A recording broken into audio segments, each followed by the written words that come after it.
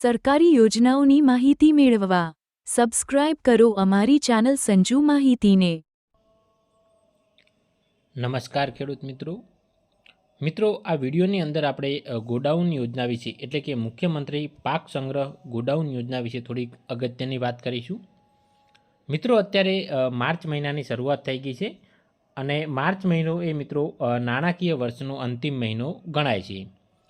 તો જે પણ ખેડૂત મિત્રોએ વર્ષ 2024-25માં મિત્રો મુખ્યમંત્રી પાક સંગ્રહ ગોડાઉન યોજનાની અંદર ઓનલાઈન અરજી કરેલ હોય અને જો મિત્રો હજુ સુધી તમે ગોડાઉન ન બનાવી શક્યા હોય અથવા તો મિત્રો તમારે કાગળો જમા કરવાના બાકી હોય તો મિત્રો આ વિડીયો તમારા માટે ખૂબ જ અગત્યનો છે।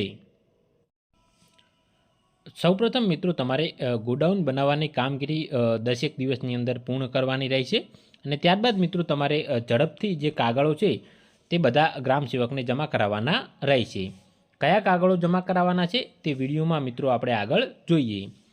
નહીતર મિત્રો તમારી અરજી માર્ચ મહિનો ચાલુ છે તો 15 થી 20 દિવસમાં મિત્રો તમારી અરજી ગ્રામ સેવક દ્વારા મિત્રો રદ કરવામાં આવશે અને 31 માર્ચ બાદ મિત્રો તમારી આ વર્ષ 2024-25 માટે કરેલી અરજી માન્ય ગણાશે નહીં। ત્યારબાદ મિત્રો તમારે નવી અરજી કરવાની રહેશે વર્ષ 2025-26 માટે।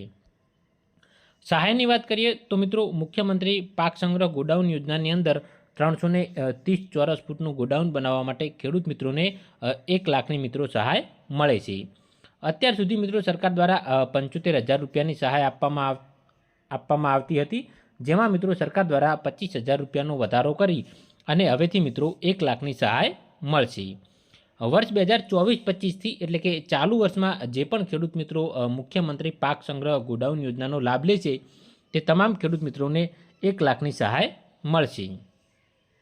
બીજું ઘણા બધા ખેડૂત મિત્રોનો પ્રશ્ન હોય છે કે ગોડાઉન બનાવવા માટે ઘરની દિવાલ અથવા તો બીજી કોઈ દિવાલનો ઉપયોગ કરી શકાય?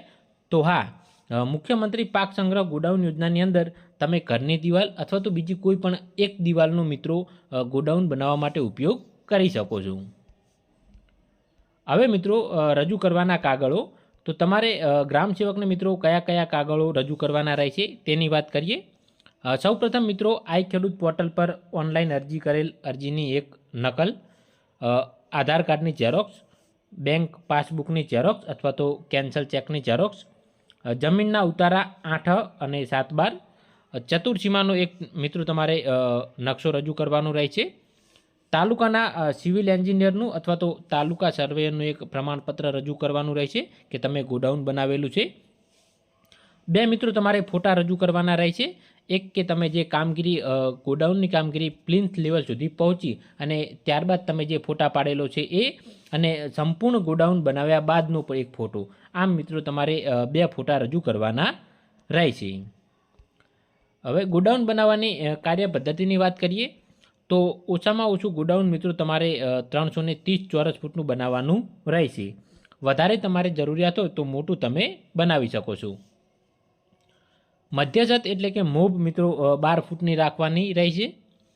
પ્લિન્થ એટલે કે પાયો મિત્રો જમીનથી 2 ફૂટ અંદર અને જમીનથી 2 ફૂટ બહાર એટલે કે જમીનથી 2 ફૂટ ઊંચું મિત્રો ગોડાઉન હોવું જોઈએ।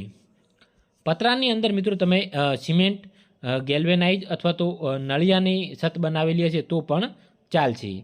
અને ગોડાઉન બનાવવા માટે તમે મિત્રો ઘરની દિવાલ એટલે કે સાદી ભાષામાં આપણે જેને મિત્રો કરો કહેતા હોઈએ છીએ તેનો ઉપયોગ કરી શકો છો, એટલે કે કોઈ પણ એક દિવાલનો મિત્રો તમે ઉપયોગ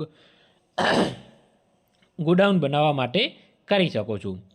તો જો મિત્રો તમારી અરજી મંજૂર થઈ ગયેલી હોય તો ઝડપથી તમારે મિત્રો તમારા ગ્રામ સેવકનો સંપર્ક કરવાનો રહેશે અને ત્યારબાદ આટલા કાગળો તમારે તમારા ગ્રામ સેવકને મિત્રો રજૂ કરવાના રહેશે।